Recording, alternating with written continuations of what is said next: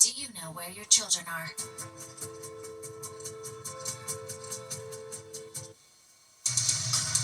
Right now on the 10 o'clock news. Luigi Mangione strikes a pose in court. It's week 2 of his pretrial hearing. Today's testimony could change the course of the case. And another name set to enter the ring in the fight for Albany when Nassau County Executive Bruce Blakeman's expected to announce his campaign for governor. And bundle up, dangerously cold air sweeping through the tri-state. The early taste of winter is expected to stick around. Welcome to the 10 o'clock news. I'm Natasha Verma. And I'm Steve Lacey. Yeah, the feel like temperature dropping into the teens and for some places the single digits. Let's get right to Chief Meteorologist Nick Gregory tracking this Arctic air. Nick? Yeah, those temperatures have been going down and down and down. We're now down to 24 in the city. Early this morning, we were in the upper 30s, but we've been going down ever since. Now 13 Poughkeepsie, 18 White Plains, 10 for both Monticello and Scranton, back to the mid-20s across the island down to the Jersey Shore. So either it's a calm wind or it's a light north wind, about 5 to 10 miles an hour.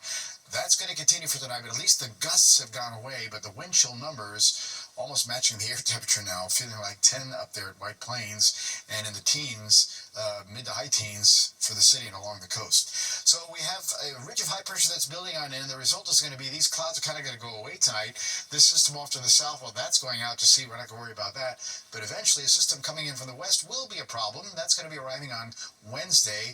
But look at our overnight low temperatures as they head on down into the single digits. 8 Poughkeepsie, 3 Monticello, 11 Sussex, 15 White Plains, mid to high teens as you move then closer to the city and along the coast. For tomorrow, we'll have morning sun gives way to clouds. It might not get out of the upper 20s. In the northern suburbs, we're talking low and middle 30s for the city and along the coast. Clouds stick around tomorrow night. And then on Wednesday, about mid-morning or so, you're going to start to see snow and rain break out across the area, sort of this mixture as temperatures eventually go into the 40s and that snow goes over to rain. But before that happens, the potential could be for a couple of inches of snow. Again, North Jersey, an inch or so, maybe 2 or 3 inches. You get up there from the Poconos into the Catskills. Stephen, Natasha. Very well. All right, thanks, Nick. Well, developing news now in the race for governor in New York. A source telling Fox 5 that Nassau County Executive Bruce Blakeman will announce his run for governor tomorrow. Fox 9's Kendall Green joins us now in studio with a reaction to this report. Kendall. Hey, Steve and Natasha. Sources tell Fox 5 the 70-year-old is expected to formally enter the race for New York governor as soon as tomorrow. He will champion, you guessed it,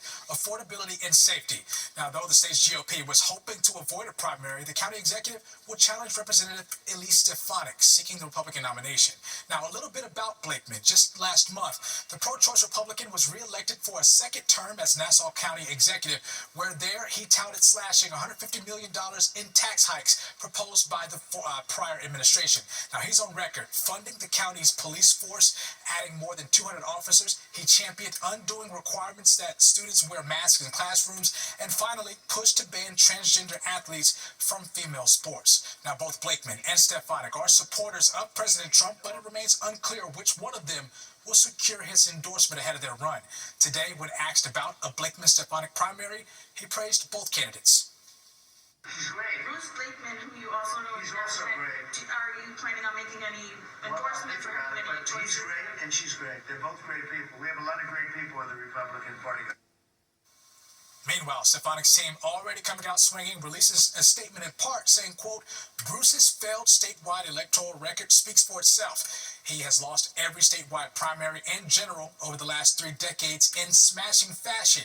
And after a career of colluding with elected Democrats, Blakeman's swan song is choosing to prop up Kathy Hochul. Now, speaking of Hochul, she's hoping to earn her second term in office and called the potential primary, quote, entertaining, as political experts say Blakeman's entry into the race could strengthen the governor's bid for re-election.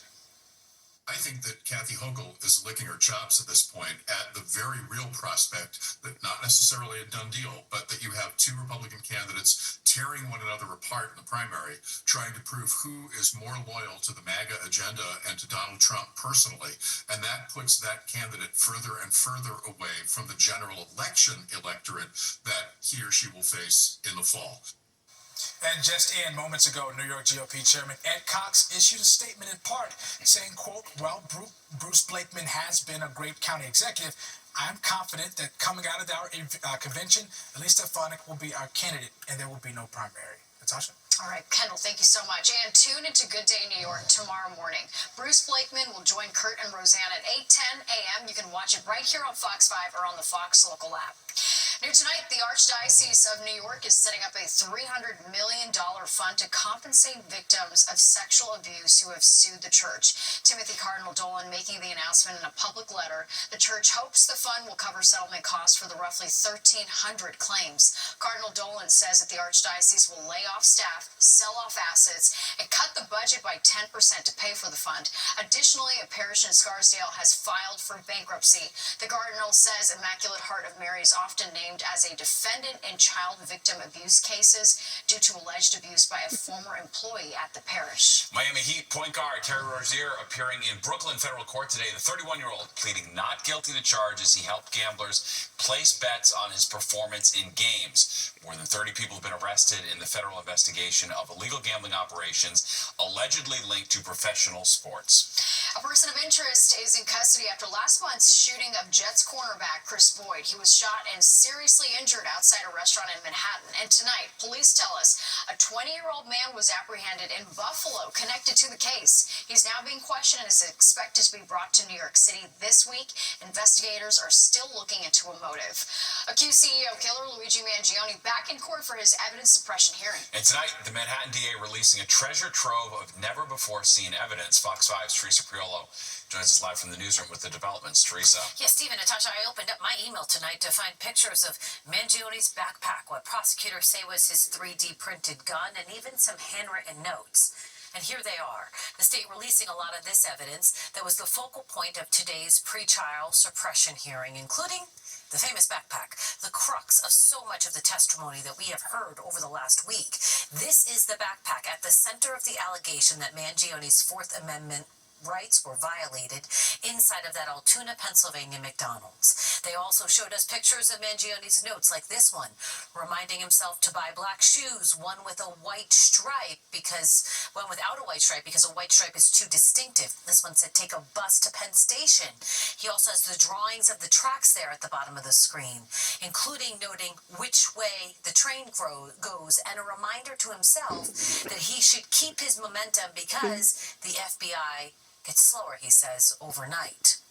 There's also a picture of the 3D printed gun he allegedly used to kill United Healthcare CEO Brian Thompson, and various other photos of the contents of his backpack. As far as what happened inside court today, Mangione sat at the defense table paying close attention to all of this evidence and to the Altoona police body cam video.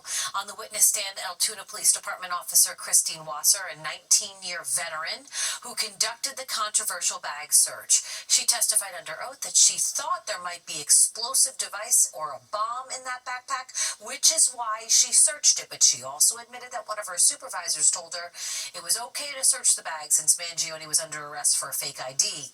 Apparently another one said this is serious and they should get a warrant. I spoke with criminal defense attorney Peter Frankel on Newsroom Live tonight. He's been in court for testimony. Today we had this patrolman Wasser who was the one that went through his backpack at McDonald's and found a lot of the really critical evidence that the prosecution wants to use against him. So it's going to be really interesting to see whether or not the court finds that Officer Wasser was correct in going through the knapsack or whether there was a violation of his Fourth Amendment rights. And that hearing resumes tomorrow. Natasha, back to you. Teresa, thank you so much. Alina Habba is resigning as New Jersey's top federal prosecutor after an appeals court ruled she was serving unlawfully. In a social media post, Habba called the court's ruling political, also saying that she was resigning, quote, to protect the stability and integrity of the office. Habba says she will remain with the DOJ as a senior advisor to Attorney General Pam Bondi. Paramount has launched a hostile takeover of Warner Brothers Discovery. They're hoping to outbid Netflix, which won a deal to buy the entertainment giant just on Friday. Paramount's offer is valued at more than $108 billion, which is much more than Netflix's $72 billion deal. President Trump raising questions over Netflix's offer.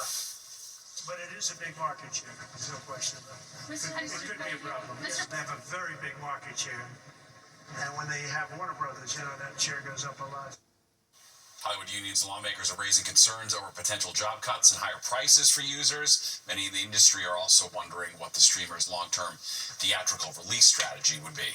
Well, some subway riders between Manhattan and Queens had new routes to deal with today as the F&M lines officially switched. The MTA says the change will clear up a choke point at Queens Plaza where F&M trains used to merge. The agency says about 15 to 20% of rush hour trains were getting delayed there, and this change should untangle that bottleneck, make trips more reliable, and cut down on crowding. This will really improve the EFMNR service. It will streamline a lot of these service challenges that we used to have. The regular schedule itself is tight when you're running tight headways, but whenever you have an incident and trains have to be crossed over, that just continues to compound. The change is in effect weekdays from 6 a.m. to 9:30 p.m. Otherwise, trains will run on their old routes. Well, the Trump administration has plans that could significantly impact those pursuing a career in nursing. Graduate-level nursing is considered a professional degree, but the Trump administration wants to make it non-professional and cap the amount for student loans at $20,500 per year. Critics say that amount won't cover the cost of full degrees for many students, raising concerns that fewer people will choose the profession at a time when there's already a nursing shortage. The new policy would take effect on July 1st unless lawmakers take action.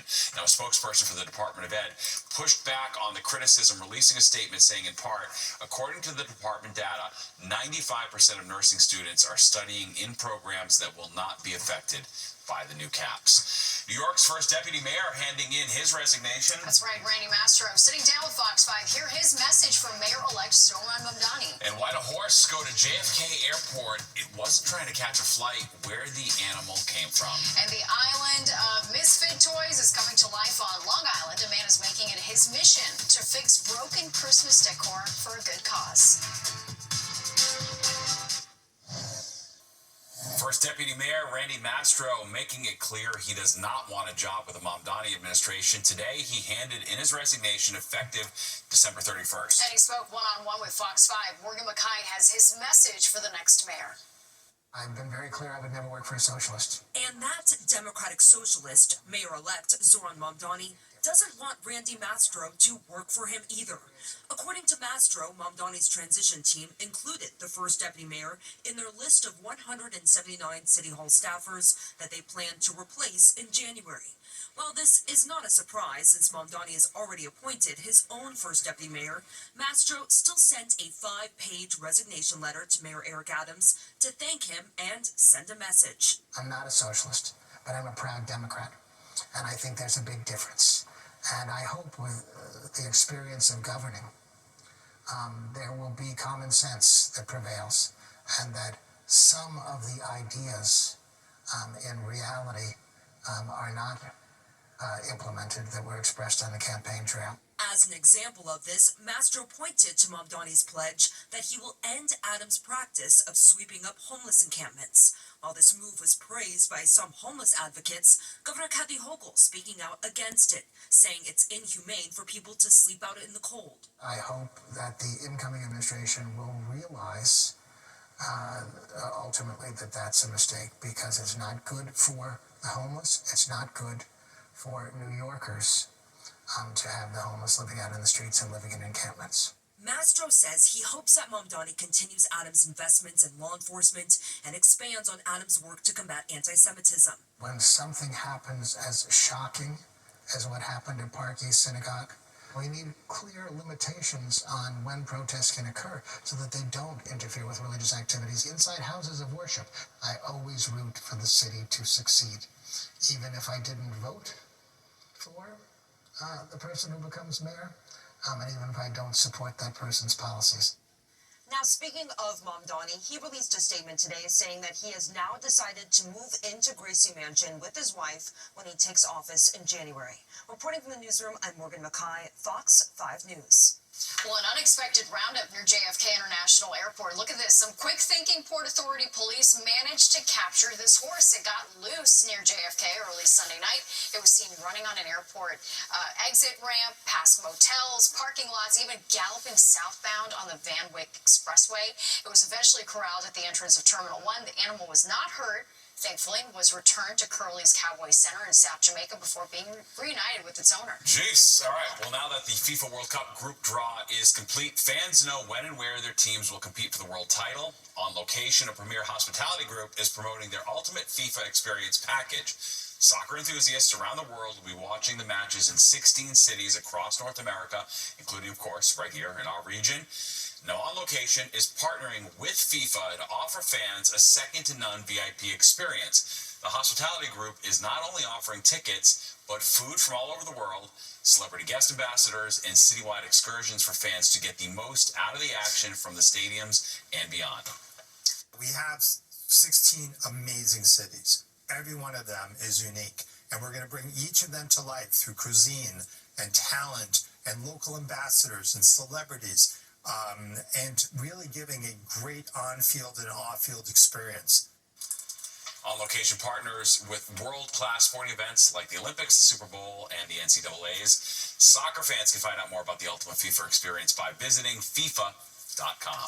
Well, beauty is in the eye of the beholder. A Long Island man is breathing life back into Christmas decor that's been thrown out. That's right, and it's attracting crowds to East Northport. Our Jody Goldberg walks us through his spectacular display. Hey guys, I'm in here. You could probably see me coming from a mile away. This is actually the car that Andrew drives. Yes, with all of the lights and the reindeer on top. It's just the start of what he calls Misfit Island. Let me show you it. You have people here coming to check it out, and you have a display of more than 300,000 holiday lights, and it's called Misfit Island because none of the lights were bought by Andrew. These are all donated by neighbors and the community, even strangers. Right here you see a sign that's for the elf hunt. You get a prize if you find all of the elves. It's one of the most magical displays on Long Island, and it's brighter and bigger and busier than ever. Andrew Reed, who I'll introduce you to in a minute, started decorating 5 years ago, and the tradition grew. He rewires, rebuilds, and restores the lights. People drop him off, and he gets to work. I guess you could say he's an elf, and this is just some of the magic. You have the music playing. You have the Winter Wonderland over here. All of these lights and displays, and here is Andrew Reed. Thanks for talking to us. How do you get started? How does this even begin? Did you start with one light? Did you just explode? Started with about 5 decorations back 5 years ago. Coincidence. And every year it's just gotten more and more stuff, and it just exploded, as you can tell. How do you feel when you have all these strangers coming up and walking around? Oh, it makes it worth it every day. You know, putting all the time and dedication and labor and love into this, it makes it very much worth it every time I see all these kids' faces. So walk me around. What do we have? Yeah, this year's new edition, Snowy Paradise. That's what you're looking at right now. This is his new edition, Snowy Paradise. Do I see a skating rink over there? Yeah, that's real ice in there. There's all these decorations are new for this year. It was all donated last year at the end of the year. How long does it take you to work on some of these decorations? Between a couple days to a couple hours to a couple minutes. What's your favorite? Probably the 2 sets of the penguin right there. What about it? I don't know, it's just got that nostalgic feeling to it, the old-fashioned vintage decorating, and it was in terrible condition when I got it. Talk to me about everything else. I showed some of the elves before. You have an elf scavenger hunt. Letters to Santa? Yes, kids can come in right there, letters to Santa, and Santa will personally respond back to them. That is too cool. Check that out. Look at all the lights over here. You have his whole front porch covered as well. People are walking around looking. How many people come every night? I'm going to say upwards of 1,000 to 2,000 people a night. A night, even during the week? Even during the week. The weekends we almost say probably 3,000 to 5,000. Absolutely unbelievable. We're at the drive. He's in East Northport. You could see this tunnel over here. There's a donation box because not only does he put this all together, but he accepts donations. All of the money goes to the Ronald McDonald House out in Stony Brook. He collected $16,000 last year, and he hopes to do that and even more. That's the latest here in East Northport, Long Island. Jody Goldberg. Let's send it back inside to you. Starts in August. I know. That's it. You can tell, though. You can tell. It looks great. Well, is it the flu, RSV, or COVID? The three seasonal sicknesses are all starting to look and feel kind of the same. So we asked the experts about what to do to get and stay healthy. All right, the new Instagram feature has some users living in fear over what they might accidentally share, but there is a way to make sure it doesn't happen to you. And the latest episode of my podcast, Talking with Natasha, is live tomorrow. Here's a look. Are you burned out? Stuck thinking, is this really it? Unhappy at work? Well, my next guest is for you. Erica Ayers-Badon. She's the former CEO of Barstool Sports and now CEO of Food 52. She joins me to talk about her blunt, must-read book, Nobody Cares About Your Career. She's the second author of our December book club. Join us tomorrow live at 2 p.m. She's sitting down with me, and you can ask us any questions.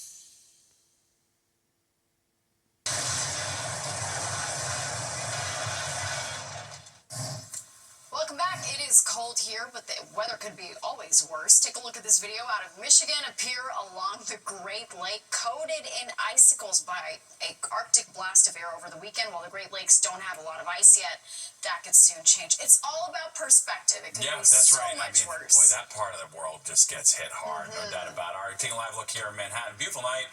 Cold out, though, for sure, Nick, as advertised, no doubt about it, right? Yeah, it's going to stay cold overnight. Got a clear sky, or mostly clear sky anyway, and light wind. Those ingredients set up for rather cold temperatures, and that's what we're going to see. You can see the clearing trend coming in via the satellite view here. These have mostly been mid to high clouds, so they're going to sort of disappear there as the time goes along. And again, sort of take a look at the wide view here in a second. I've got this machine to cooperate, but then again, maybe it won't. Yeah, there we go. So we got that area of snow sliding off to the south of us. No problem there. This area to the west, though, that's going to be an issue. That's going to be arriving here, as you'll see in our Futurecast on Wednesday. But overnight, mainly clear. We'll start the day with sunshine, and some clouds will come in. So we'll say sun and clouds heading into the afternoon. Clouds stick around tomorrow night, and now, again, as we head towards Wednesday morning, it'll be the snow or the snow-rain mixture that'll start probably by about 10 a.m. or so. This is bringing it maybe a little bit early, but we'll see.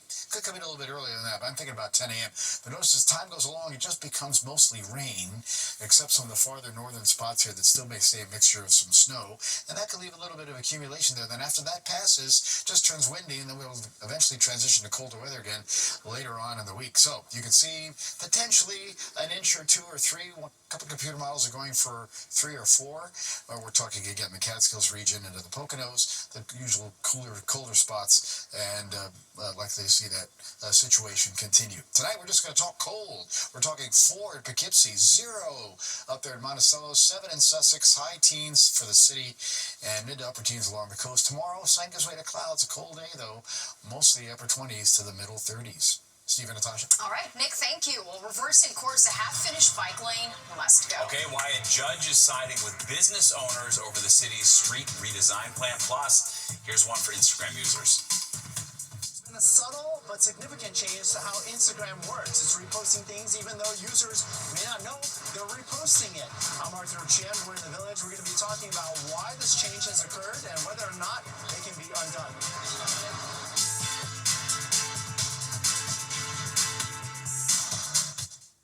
Clock News. The city will be forced to backpedal. A judge ruled that a half-finished bike lane must be removed. Welcome back to the 10 o'clock news. I'm Steve Lacey. And I'm Natasha Verma. It's an unprecedented decision. The judge siding with a group of business owners in Queens who took the city to court over the street redesign. All right, Fox 5's Duarte Geraldino is in Astoria with the story. I'm very glad. I've lived in Astoria 35 years, and to see what that would have done, it would narrow everything. Nora lives right near this stretch of 31st Street under the N and W tracks. She's one of many people who never wanted a protected bike lane here. I understand the bicycle people like that, but there's not enough room. It's crowded and slow enough as it is. The bike parking shelter is already in place. Then they went and drew the lines for the bike path. But that judge says its rollout lacked key safety steps and also raises concern about pedestrian safety, especially for older New Yorkers and kids. And so now all of these lines may have to be erased. The protected lanes run on both sides of 31st Street from 36th to Newtown. Businesses here say parking is already tough, and the bike lanes made it even harder. A lot of them didn't expect the judge to go as far as ordering the city to remove the lanes. It was hard to tell if we were going to win because then there was a long time of no news about it. So it was kind of at a standstill for a long time. It's nice to hear that we won, though, as businesses. A group of businesses in a nearby school filed the lawsuit. They argued the design cut loading zones, slowed emergency response, and forced kids and seniors to cross a busy bike lane. It's a hazard for even getting out of the car because then you're closer to the road instead of just parking on the curb. The city says this redesign was supposed to improve visibility and reduce crashes. DOT data shows nearly 190 injuries here in recent years. Transportation Alternatives says, in part, this is a reprehensible decision that will put New Yorkers in danger. 8 people on bikes have been killed in Queens so far this year, already more than any other year in recorded history, and double the average of 4 cyclist fatalities in Queens annually. The city DOT says it's reviewing the ruling and may appeal. In Astoria, Duarte Geraldino, Fox 5 News. Well, new numbers from the city show that as of yesterday, New York City went 12 days without a murder, and that ties a record from 2015. The NYPD also reports that during the first 11 months of the year, the city had the lowest number of shooting incidents and victims in recorded history. And in November, there were no murders in all of Queens and Staten Island, with 16 murders total in the city for the month. A new report from the city's health department shows the number of HIV cases in New York City is on the rise. Last year, nearly 1,800 people were diagnosed with HIV in the 5 boroughs. That's more than 5% higher than 2023. The report says possible factors for the rise include homelessness, lack of adequate health insurance, and unmet supportive services. The report also noted that 86% of those diagnosed in 2024 were either Black or Latino. A new ferry is running between Staten Island and Brooklyn. The ferry ride from St. George to Bay Ridge takes about 10 minutes and it costs $4.50. Local lawmakers say it offers direct car-free travel between the boroughs for the first time in more than 50 years. And the frequency of the ferry schedule will depend on ridership and usage. So the more people who travel by ferry, the more often it's going to run. Fans singing Strawberry Fields Forever. All right, today marks 45 years since the murder of John Lennon. From 1980 to 2025, the message from fans remains the same.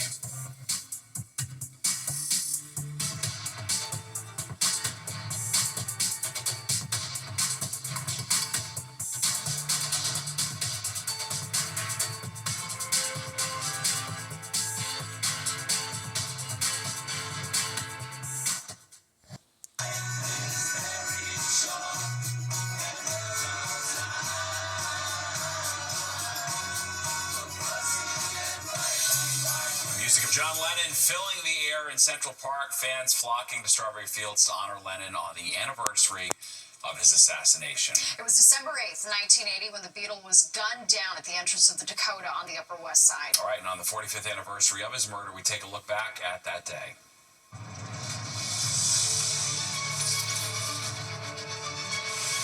One of the last things John Lennon must have seen was the overweight fan who had been pestering him for days. The last time he'd been clutching a pen, he was out for an autograph. But this time he was holding a gun, and within a few moments he had taken John Lennon's life. He fired 3 shots, striking Lennon in the front of the body. The former Beatle tried to run, but was cut down by 2 more bullets as his wife stood by screaming. When we pulled up on the scene, there was an arrest that had already been made. Somebody was in custody, and my concern was to get whoever was wounded to the hospital. It appeared he wouldn't wait for the ambulance. No, he was bad when he was bleeding very heavily, so we picked him up and put him in a radio car. And another radio car had pulled up on the scene, and they moved him to the hospital. And we took his wife to the hospital. Did you know who he was? Not at that time, no. A stretcher was wheeled in. 6 to 8 police officers around it, trotting, running it back as fast as they could indoors.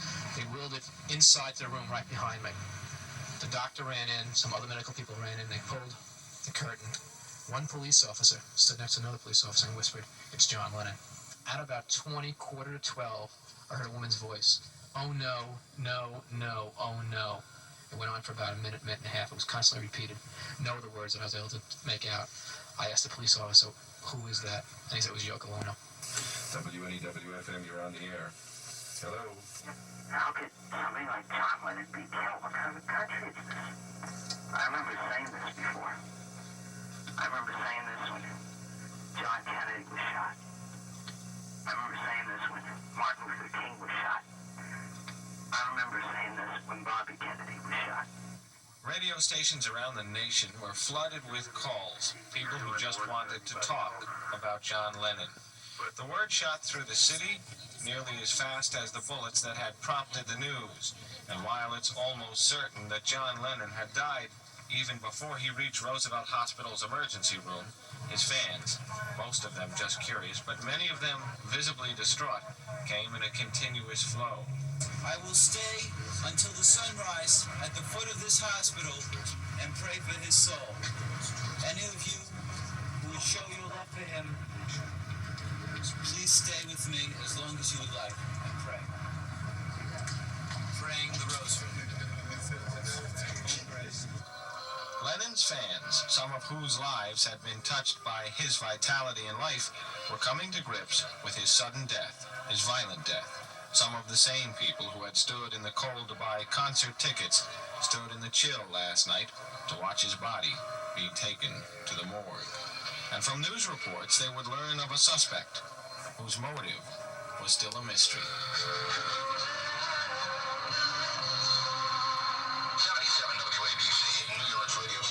Mr. Chapman came up behind him and called to him, Mr. Lennon, as he arrived at that doorway.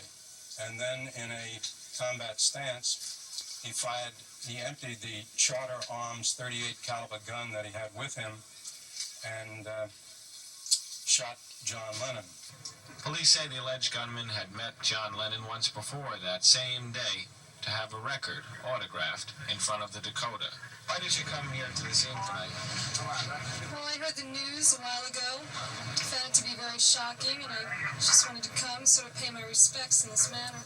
WFM, you're on the air. Isn't it ironic that on a night of immense love throughout the city of New York, on the first night of real holiday spirit, when the lights on the Christmas tree at Rockefeller Center would be turned on, John Lennon would lose his life. Mark David Chapman, an unemployed 25-year-old security guard who bought a handgun 6 weeks ago in Hawaii, was taken from the 20th precinct at 6:30 this morning. On his way downtown, in the green unmarked car, he would pass West 72nd Street. But few, if any, on that block would notice the young man with the glasses in the back seat of the car, who is, tonight, an accused murderer. They remained in the dawn, instead contemplating the loss of an ordinary man who meant something great to most of them. John Miller, Channel 5 News. Well, still doesn't seem real. Mark David Chapman is serving a life sentence. He's eligible for parole in February of 2027. Well, it's an accident just waiting to happen. That's right. Instagram's new repost feature is landing some users in hot water while they're telling us how they feel about this repost button and the potential for errors. And Nick is here tracking the forecast. A cold one tonight, Nick. It is. We're going to the teens in the city and single digits in the colder suburbs. This snow is heading out to sea. This snow, eventually be snow and some rain, comes our way on Wednesday. I'll tell you about it when the 10 o'clock news returns. Many jobs are available with the City of New York today. Get connected to career opportunities as a teacher, school nurse, correction officer, taxi inspector, and more. Whether you're starting out or looking for a change, there's a place for you with the City of New York.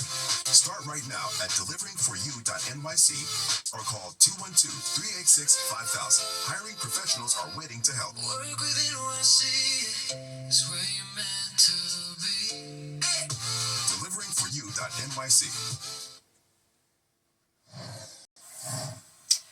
Katy Perry and Justin Trudeau are now Instagram official. The 41-year-old pop star shared several photos and videos of her and the former Canadian Prime Minister on a recent trip to Tokyo. She was in Japan for her Lifetime's World Tour. The Instagram post also included a selfie of the couple as they posed outdoors and Perry eating a piece of sushi right there. The two first sparked romance rumors in July when they were spotted together in Montreal.